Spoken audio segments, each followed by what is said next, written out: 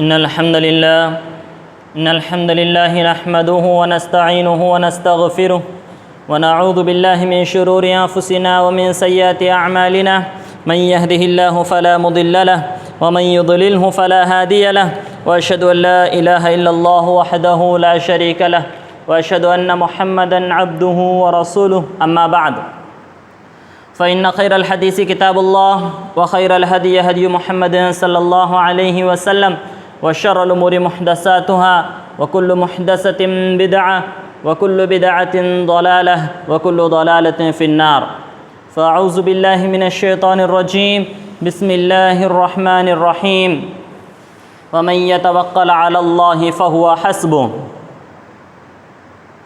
تمام قسم کی تعریف، توصیف، حمد و ثنا، عظمت و کبریائی و بزرگی اس اللہ وحدہ لا شریک خالق کائنات مالک ارض و سما کے لیے لائق و ذبح ہیں، جس اللہ تبارک تعالیٰ نے ہمیں بے شمار نعمتوں سے نوازا، اور سب سے بڑی نعمت جو اللہ تبارک تعالیٰ نے ہمیں دی ہے وہ ایمان کی نعمت ہے۔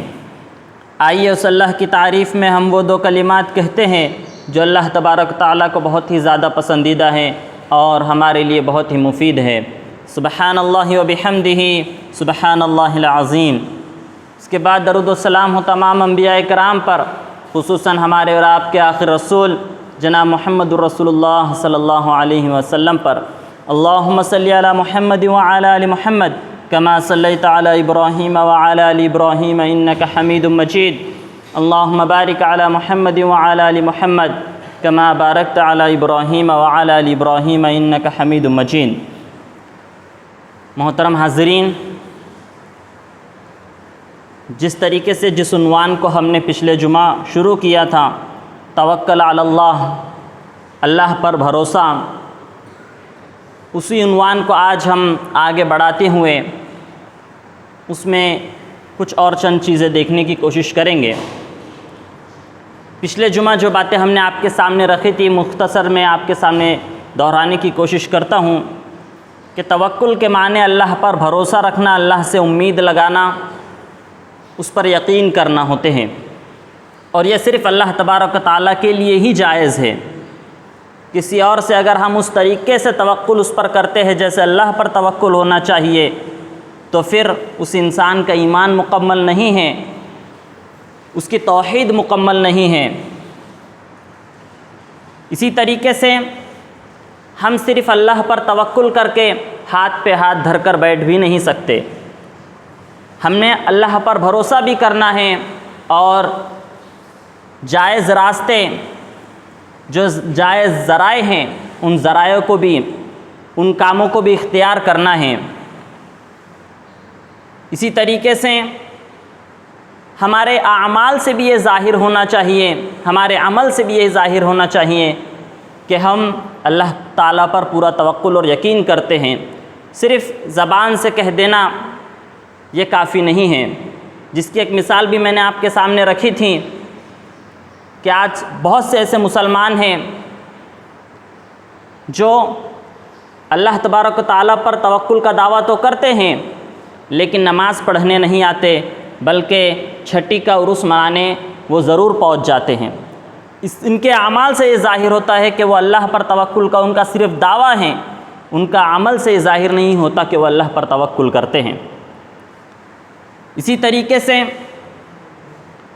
توکل کے بارے میں اللہ تبارک و تعالیٰ نے قرآن مجید میں فرمایا کہ اگر ہمارا اللہ پر توکل نہیں ہے تو ہم مومن نہیں ہیں، اگر ہمارا اللہ پر توکل نہیں تو ہمارا ایمان مکمل نہیں ہے۔ فَتَوَكَّلُوا إِن كُنتُم مُؤْمِنِينَ، اگر تم مومن ہو تو اللہ پر توکل کرو، یقین کرو۔ ہمارا توکل یقین اس طریقے سے ہونا چاہیے جس طریقے سے انبیاء کرام اللہ تعالیٰ پر توکل اور یقین کرتے تھے، اللہ تبارک تعالیٰ پر جس طریقے سے وہ بھروسہ کرتے تھے، ویسے ہمارا ایمان اور ہمارا توکل اور یقین ہونا چاہیے۔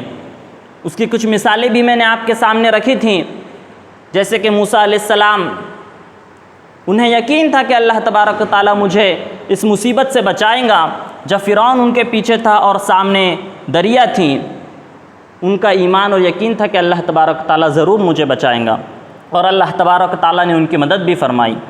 جس طریقے سے ابراہیم علیہ السلام کی اللہ تبارک و تعالیٰ نے مدد فرمائی جب انہیں آگ میں ڈالا گیا، ان کا توکل اور ایمان اور یقین اللہ پر پورا مکمل تھا کہ اللہ تبارک و تعالیٰ ضرور میری مدد فرمائیں گا۔ اللہ تبارک و تعالیٰ نے ان کی مدد فرمائی اور انہیں آگ سے بچایا۔ اسی طریقے سے رسول اللہ صلی اللہ علیہ وسلم کو دیکھیے، ہجرت کے موقع پر جب اللہ کے رسول صلی اللہ علیہ وسلم کا گھر مکہ کے مشرکینوں نے گھیر لیا اور انہوں نے پورا ارادہ کر لیا تھا کہ جیسے ہی رسول اللہ صلی اللہ علیہ وسلم باہر آئیں گے ہم انہیں قتل کر دیں گے، لیکن اللہ کے رسول صلی اللہ علیہ وسلم کو اللہ تبارک و تعالیٰ پر پورا یقین توکل تھا کہ اللہ تبارک و تعالیٰ ضرور میری مدد کریں گا۔ اللہ تبارک و تعالیٰ نے ان کی آنکھوں کے سامنے رسول اللہ صلی اللہ علیہ وسلم کو ان کے آنکھوں کے سامنے گھر سے نکال دیا، لیکن انہیں وہ دکھے نہیں۔ دیکھیے توکل کا اثر، یہ آنکھ کا کام ہے کہ چیزوں کو دیکھنا، یہ آنکھ کا کام ہے کہ چیزوں کو دیکھنا، لیکن اللہ تبارک و تعالیٰ نے ان کی آنکھوں سے وہ چیز چھپا دی۔ اسی طریقے سے ایک مفسر ہیں جن کا نام ہے جن کی کتاب ہے تفسیر القرطبی۔ تفسیر القرطبی ایک مشہور کتاب ہے، وہ اپنی کتاب میں اپنا خود کا تذکرہ کرتے ہیں، ان کا نام ہے محمد ابن عبداللہ القرطبی۔ وہ بیان کرتے کہ ایک مرتبہ میں اندلس میں پھنس گیا تھا جہاں پر دشمنوں نے حملہ کر دیا، مجھے موقع ملا، میں وہاں سے بھاگ نکلا، میرے پیچھے دو فوجی جو گھوڑے پر تھے وہ میرے پیچھے پیچھے آ رہے تھے، اب میں پیدل اور وہ دونوں گھوڑے پر ہیں، لیکن مجھے اللہ پر یقین توکل تھا کہ اللہ انشاءاللہ میری ضرور مدد کرے گا، اور میں نے ایک راستے کے کونے پر کھڑے ہو کے قرآن مجید کی یہ آیت تلاوت کرنا شروع کر دی، وَإِذَا قَرَأْتَ الْقُرْآنَ جَعَلْنَا بَيْنَكَ وَبَيْنَ الَّذِينَ لَا يُؤْمِنُونَ بِالْآخِرَةِ حِجَابًا مَسْتُورًا، کہ جب تم قرآن کی تلاوت کرتے ہو تو ہم تمہارے اور ان لوگوں کے جو آخرت پہ ایمان نہیں رکھتے، تمہارے ان لوگوں کے درمیان ہم پردہ حائل کر دیتے ہیں۔ انہوں نے یہ آیت کی تلاوت کی اور وہ کہتے ہیں کہ میں راستے کے کنارے کھڑا ہوا تھا لیکن وہ لوگ مجھے دیکھ نہیں پائے، وہ میرے سامنے سے جا رہے آ رہے تھے لیکن وہ مجھے دیکھ نہیں پا رہے تھے۔ یہ اللہ پر توکل اور یقین کی وجہ سے ہیں۔ اسی طریقے سے ہمارا بھی توکل اور یقین اللہ تبارک و تعالیٰ پر ہر چیز میں ہونا چاہیے کہ اللہ تبارک و تعالیٰ ضرور ہماری مدد کرنے پر قادر ہے، اور وہی ایک ذات ہے جو ہماری مدد کر سکتی ہے، اور جس طریقے سے وہ مدد کر سکتی ہیں ویسے اور کوئی مدد نہیں کر سکتا۔ آئیے وہ چند چیزوں کو آج ہم دیکھتے ہیں کہ ہمیں کن کن چیزوں میں اللہ تبارک و تعالیٰ پر توکل اور یقین کرنے کی ضرورت ہے جو آج ہم نہیں کر رہے ہیں۔ وقت ہمارے پاس مختصر ہے، میں چند بس اشارے کرتے آپ کے پاس جاؤں، اشارے کرتے ہوئے آپ کو آگے بڑھوں گا، آپ اس کو غور سے سن کر سمجھیے کیونکہ یہ بہت ضروری چیز ہے۔ یہ توکل ہمارے توحید اور ہمارے عقیدے کا مسئلہ ہے۔ سب سے پہلی چیز جو آج ہمیں توکل جس پر کرنا چاہیے وہ اللہ تبارک و تعالیٰ کی عبادت ہے۔ عبادت میں ہمیں اللہ تبارک و تعالیٰ پر یقین اور توکل کرنا چاہیے کہ اللہ تبارک و تعالیٰ کی مدد کے بغیر کوئی انسان اللہ کی عبادت نہیں کر سکتا۔ اللہ کے رسول صلی اللہ علیہ وسلم نے ایک دعا ہمیں سکھلائی جو ہم نماز کے بعد پڑھتے ہیں، اللہم اعنی علی ذکرک و شکرک و حسن عبادتک، کہ اللہ تبارک و تعالیٰ تو مجھے ذکر کرنے میں، شکر ادا کرنے میں اور تیری عبادت کرنے میں تو میری مدد فرما، تو میری مدد فرما۔ بغیر اللہ تبارک و تعالیٰ کی مدد کے آج ہم اللہ کی عبادت نہیں کر سکتے۔ بہت سے ایسے لوگ ہیں جو چاہتے ہیں کہ ہم اللہ کی عبادت کریں، جنت کو حاصل کریں، لیکن انہیں توفیق نہیں مل رہی، اللہ کی ان پر مدد نہیں ہے۔ یہ ان کے ایمان کی کمزوری کی وجہ سے ہے، ان کا یقین اللہ تبارک و تعالیٰ پر مکمل نہیں ہے، ان کا توکل مکمل نہیں ہے، اللہ تبارک و تعالیٰ پر وہ بھروسہ نہیں کرتے، اس لیے اللہ تبارک و تعالیٰ بھی انہیں عبادت کرنے کی توفیق عطا نہیں فرماتا۔ عبادت ایک انسان اپنے علم کے بنا پر نہیں کرتا، اپنی معلومات کی بنا پر نہیں کرتا۔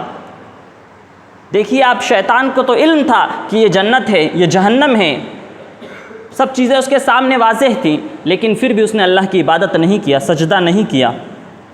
عبادت ایک انسان اپنی طاقت کے بنا پر بھی نہیں کرتا، عبادت ایک انسان اسی بنا پر کرتا ہے کہ اللہ تبارک تعالیٰ اسے توفیق عطا فرماتا ہے۔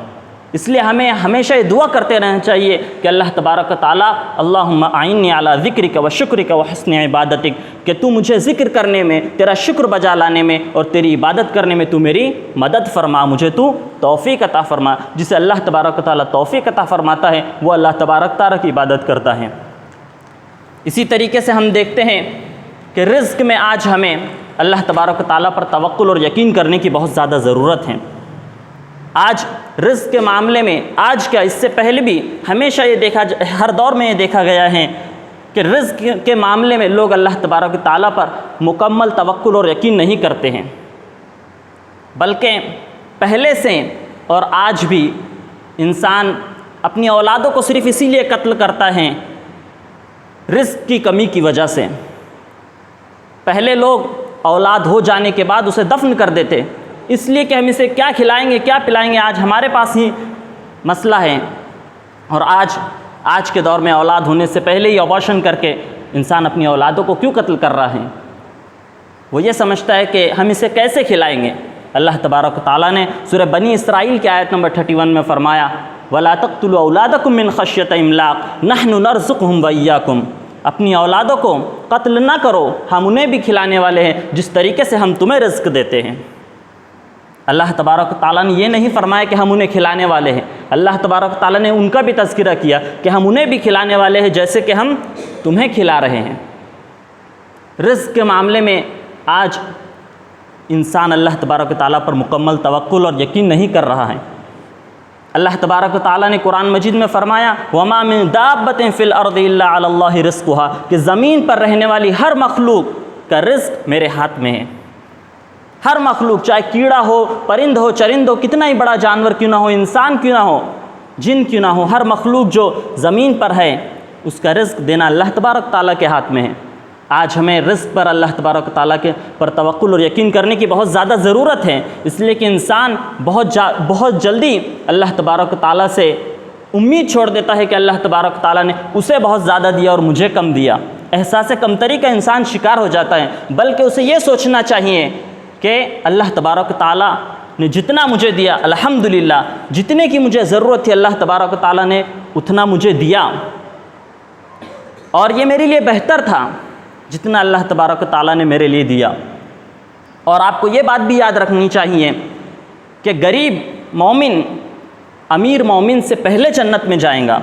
500 سال پہلے ایک غریب مومن امیر مومن سے پہلے جنت میں جائیں گا، اس لیے کہ اللہ تبارک تعالیٰ نے بہت ساری نعمتیں اس سے دنیا میں روک رکھی تھی، بہت ساری نعمتیں اس سے روک رکھی تھی، بہت ساری نعمتوں کو وہ فائدہ نہیں اٹھا سکتا تھا مال کی کمی کی وجہ سے۔ اللہ تبارک تعالیٰ اسے جنت میں فوقیت عطا فرمائیں گا اور جنت میں جلدی داخل ہوں گا۔ ہمارا یقین ہونا چاہیے کہ اللہ تبارک تعالیٰ ہماری ہر چیز کا انتظام کرنے پر قادر ہے، ہمارا رزق کا انتظام کرنے پر قادر ہے۔ ایک مثال کے ذریعے آپ کو میں سمجھاتا ہوں، حقیقت ہے یا پتہ نہیں، ایک واقعہ کسی نے مجھ کو سینڈ کیا تھا کہ ایک پرانے زمانے میں ایک بوڑھی عورت اور اس کا بوڑھا آدمی شخص، وہ دونوں لکڑیاں کاٹنے کے لیے جنگل کی طرف نکلتے ہیں۔ اس وقت وہ ٹائم تھا جب لکڑیاں کاٹ کر ہی لوگ کھانا پکایا کرتے تھے۔ تو وہ بوڑھی ماں کہتی ہیں کہ اگر ہم اسی طریقے سے لکڑیاں کاٹتے رہیں تو آنے والے ہماری اولادیں، آنے والے انسان، ان کے لیے کیا بچیں گا؟ ان کے لیے یہ لکڑیاں کیسے بچیں گی اگر ہم اسی طریقے سے سب لکڑیاں کاٹتے رہیں؟ تو شخص نے، اس کے شوہر نے کہا کہ آج کی فکر ہم ابھی کریں اور کل کی فکر ہم اللہ تبارک تعالیٰ کے حال پر چھوڑ دیں۔ دیکھیے آج کون لکڑی کاٹ کر مجھے بتائیے کہ کھانا بناتا ہے؟ اللہ تبارک تعالیٰ نے حالات کو بدلی کر دیا۔ آج ہمارے لیے گیس کو اللہ تبارک تعالیٰ نے کھانا بنانے کا ذریعہ مہیا ہمیں کیا ہے۔ چیزوں کو اللہ تبارک تعالیٰ تبدیل کر دیتا ہے۔ یہ اللہ تبارک تعالیٰ کی توکل یقین کی بنا پر کہ اللہ تبارک تعالیٰ ہمارا انتظام کرنے پر قادر ہے۔ مجھے بتائیے کہ آج انسانیت صرف لکڑی کاٹ کر اپنا کھانا بناتی ہے؟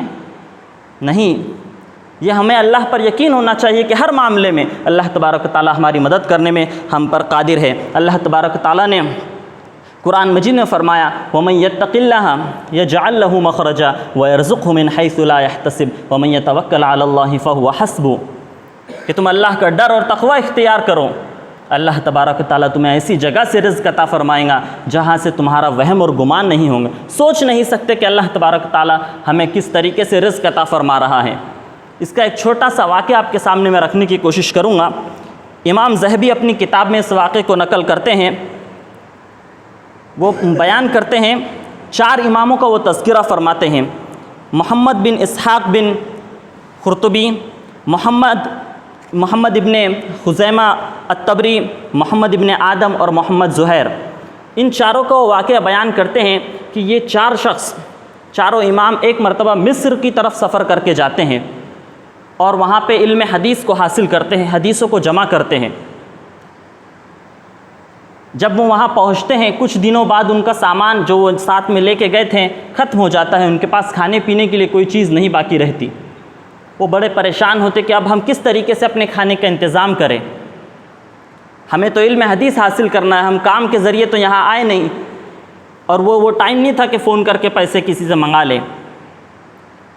تو انہوں نے یہ سوچا کہ ہم ایسا کرتے ہیں کہ جب شام میں کھانے کا وقت آئے گا تو ہم میں سے کوئی ایک شخص لوگوں کے گھر جا کر تھوڑا تھوڑا سا کھانا مانگ کر، یعنی بھیک مانگ کر جو بھی کچھ وہ لے کر آ جائیں، اسی طریقے سے ہم وہ چاروں مل کر کھا لیں گے۔ لیکن اب بھیک مانگنا کوئی آسان کام تو ہے نہیں، بلکہ وہ امام اتنے بڑے امام ہیں، علم حدیث وہ حاصل کرنے آئے ہیں، لیکن اتنا آسان ان کے لیے تو ہے نہیں کہ کسی سے بھیک مانگنا۔ تو انہوں نے کہا کہ پہلے کون جائیں گا؟ پھر انہوں نے قرآن اندازی کی چٹھیوں کو اڑایا تو اس میں امام محمد ابن اسحاق القرطبی ان کا نام آیا۔ تو انہوں نے کہا اچھا ٹھیک ہے، اب میری باری ہے، مجھے جانا ہے مانگنے کے لیے، ایسا کرتا ہوں کہ میں 2 رکعت پہلے نماز پڑھ لیتا ہوں۔ انہوں نے استخارہ کی نماز پڑھی کہ یہ مجھے کرنا چاہیے کہ نہیں کرنا چاہیے۔ جب وہ 2 رکعت نماز سلام پھیر کر جیسے ہی وہ فارغ ہوئے، دیکھے کہ دروازے پر کسی نے آواز دیا۔ جب دروازے کو کھولا گیا تو ایک غلام آ کر پوچھتا ہے کہ تم چاروں کے نام کیا ہیں؟ جب ان چاروں نے اپنے اپنے نام بتائے تو اس نے کہا کہ میں تمہیں دوپہر سے تلاش کر رہا ہوں، اب جا کر تم لوگ مجھے ملے، اس لیے کہ میرے مالک کو خواب میں اللہ کے رسول صلی اللہ علیہ وسلم آئے اور انہوں نے کہا کہ تم سو رہے ہو اور یہ 4 شخص جو تمہارے یہاں موجود ہیں وہ بھوکے ہیں، میں جب سے تم لوگوں کی تلاش کر رہا ہوں۔ اس نے آیا اور ان لوگوں کو کچھ روپیہ پیسہ دیا۔ سوچئے کہ اللہ تبارک و تعالیٰ کس طریقے سے انتظام کرتا ہے رزق کا، ہم وہم و گمان بھی نہیں کر سکتے۔ حقیقت میں صحیح اللہ تبارک و تعالیٰ نے فرمایا وَمَن يَتَّقِ اللَّهَ يَجْعَل لَّهُ مَخْرَجًا وَيَرْزُقْهُ مِنْ حَيْثُ لَا يَحْتَسِبُ کہ اللہ پر ایمان اور توکل یقین رکھو، اللہ تبارک و تعالیٰ پر اعتماد کرو، اللہ تمہیں ایسی جگہ سے رزق عطا فرمائے گا جہاں سے تم وہم و گمان ہی نہیں کر سکتے، سوچ ہی نہیں سکتے۔ اللہ تبارک و تعالیٰ اس کام پر قادر ہے، ہمیں رزق پہنچانے پر قادر ہے، ہمارا یقین ایمان اس پر ہی ہونا چاہیے۔ اسی طریقے سے اللہ پر بھروسہ اور توکل یقین ہمیں دشمنوں کے مقابلے میں بھی کرنے کی ضرورت ہے۔ تیسری چیز جس میں ہمیں اللہ تبارک و تعالیٰ پر توکل اور یقین کرنی چاہیے وہ ہے دشمنوں کے مقابلے میں۔ آج ہم بہت جلدی احساس کمتری کا شکار ہو جاتے ہیں اور یہ سوچتے ہیں کہ مسلمان قوم بہت کمزور ہے، ان کے پاس کوئی طاقت نہیں ہے، دشمن قوم بہت مضبوط ہے۔ اللہ تبارک و تعالیٰ نے قرآن مجید میں فرمایا اِن يَنصُرْكُمُ اللَّهُ فَلَا غَالِبَ لَكُمْ وَإِن يَخْذُلْكُمْ فَمَن ذَا الَّذِي يَنصُرُكُم مِّن بَعْدِهِ اللہ تبارک و تعالیٰ اگر تمہاری مدد کرے تو تم پر کوئی غالب نہیں آ سکتا، اور اگر اللہ تمہیں رسوا کر دے تو پھر تمہاری مدد کرنے والا بھی کوئی نہیں ہے۔ آج ہمارا ایمان جو ہے ہماری فوجوں پر اور ہمارے ہتھیاروں پر ہو چکا ہے کہ ہم اتنی فوج ہے، ہمارے پاس اتنے ہتھیار ہیں۔ توکل ہمارا یقین اور اللہ توکل ہمارا کس پر ہونا چاہیے؟ اللہ تبارک و تعالیٰ پر توکل اور یقین ہونا چاہیے۔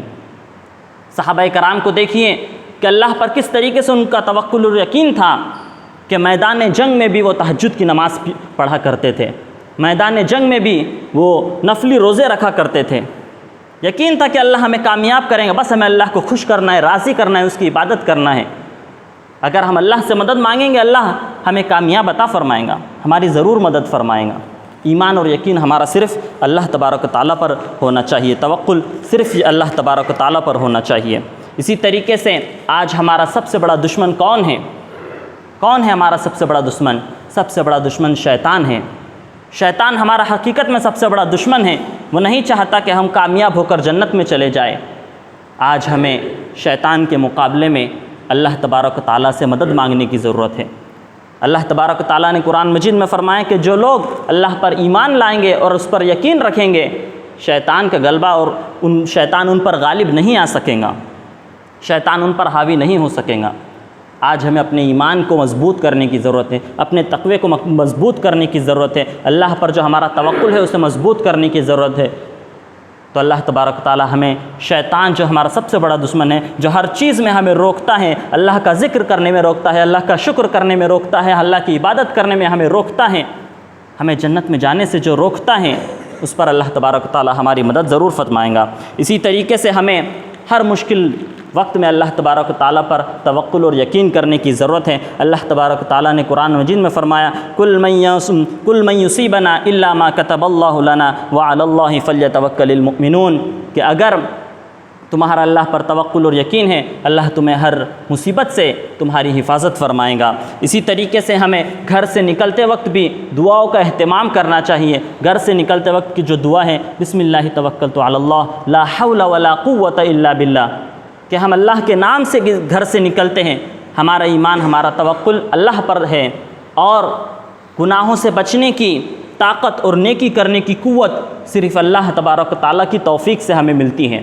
لا حول ولا قوت الا باللہ کے جو معنی ہیں کہ گناہوں سے بچنے کی طاقت اور نیکی کرنے کی قوت ہمیں اللہ تبارک و تعالیٰ کی مدد سے ملتی ہے۔ آج لا حول کا معنی ہمارے درمیان بڑے ہی مشہور ہے کہ شیطان سے بچنے کے لیے لا حول پڑھا جاتا ہے۔ اس کے معنی اور مفہوم کو سمجھیے کہ نیکی کرنے کی قوت اللہ تبارک و تعالیٰ ہی ہمیں دیتا ہے، توفیق اللہ تبارک و تعالیٰ ہی ہمیں دیتا ہے، اور گناہوں سے بچنے کی طاقت بھی اللہ تبارک و تعالیٰ ہی ہمیں دیتا ہے۔ اسی طریقے سے رات کو سوتے وقت بھی ہمارا توکل اور یقین ایمان اللہ تبارک و تعالیٰ پر ہونا چاہیے، اس لیے کہ بہت سے ایسے لوگ ہیں جو رات میں سوتے ہیں لیکن صبح اٹھتے نہیں ہیں۔ آخر کام ان کا پتہ نہیں کیا ہوتا ہے، انہیں خود احساس نہیں ہوتا ہے کہ کس حال میں ہم سو رہے ہیں، انہیں اندازہ بھی نہیں ہوتا کہ صبح تو آخر میں رات میں جو سونے کی دعا اللہ کے رسول صلی اللہ علیہ وسلم نے ہمیں سکھلائی ہے، ان دعاؤں میں سے ایک دعا جو ہے اللہ کے رسول صلی اللہ علیہ وسلم نے ہمیں سکھلائی ہے کہ آمنت بکتاب اللہ الذی انزلت نبیک الذی ارسلت، کہ ہم اس بات کا اقرار کرتے ہیں کہ ہمارا اللہ تبارک و تعالیٰ پر ایمان اور یقین ہے، اور محمد صلی اللہ علیہ وسلم پر بھی ہمارا ایمان اور یقین ہے کہ ہم محمد صلی اللہ علیہ وسلم کو رسول اور نبی مانتے ہیں جنہیں اللہ تبارک و تعالیٰ نے بھیجا ہے۔ تو دعاؤں کا اہتمام جب ہم کریں گے تو اس میں بھی اللہ تبارک و تعالیٰ نے ہمیں اللہ پر توکل اور یقین کرنے کی ہی ترغیب دی ہے، سکھلایا ہے۔ اگر یہ دعا پڑھ کر اللہ کے رسول صلی اللہ علیہ وسلم نے فرمایا کہ کوئی شخص سوتا ہے اور اس کا انتقال ہو جاتا ہے تو وہ جنت میں داخل ہوگا۔ اسی طریقے سے ہر معاملے میں ہمیں اللہ تبارک و تعالیٰ پر توکل اور یقین کرنے کی ضرورت ہے۔ ہر چیز میں، چاہے کوئی بھی معاملہ ہو، ہمارا ایمان، یقین، توکل صرف اللہ تبارک و تعالیٰ پر ہونا چاہیے، کیونکہ ایمان، توکل اور یقین یہ چیز جنت میں جانے کا راستہ بھی ہے۔ اگر ہمارا اللہ پر مکمل توکل اور یقین نہیں ہے تو ہمیں اللہ تبارک و تعالیٰ توفیق بھی ادا نہیں کرتا کہ ہم اس کی عبادت کر سکیں۔ انہی چند باتوں پہ اللہ تبارک و تعالیٰ سے میں دعا کرتا ہوں کہ اللہ تبارک و تعالیٰ ہمیں کہنے سننے سے زیادہ عمل کرنے کی توفیق عطا فرمائے۔ الہ العالمین، ہم گنہگار ہیں، ہم خطا کار ہیں، ہمارے گناہوں کو معاف فرما، ہمیں جہنم کے اور قبر کے عذاب سے بچا، بنا حساب و کتاب جنت الفردوس میں اعلیٰ مقام نصیب فرما، ہمیں جو بیمار ہیں انہیں شفائے کامل عاجلہ عطا فرما، جو مصیبت زدہ ہیں ان کی مصیبتوں کو دور فرما، جن پر ظلم ستم اور زیادتیاں ہو رہی ہیں ان کے ظلم سے تو انہیں نجات عطا فرما، جو قرض میں مبتلا ہیں ان کے قرض کو تو ادا کرنے کی انہیں توفیق عطا فرما، جو بے روزگار ہیں انہیں روزی کا ذریعہ عطا فرما، اور جو مالدار ہیں ان کے مال کی تو حفاظت فرما۔ جب تک ہمیں زندہ رکھنا ایمان ہی پر ہمیں زندہ رکھنا، جب ہمارا خاتمہ ہو تو ایمان ہی پر ہمارا خاتمہ ہو۔ اس حال میں اس دنیا سے تو ہمیں اٹھانا کہ تو ہم سے راضی ہو چکا ہو، خوش ہو چکا ہو، اور ہمارے نام اعمال سے ہمارے تمام گناہ خطا اور معصیت کو معاف فرما چکا ہو۔ آمین وآخر الدعوانا ان الحمد للہ رب العالمین۔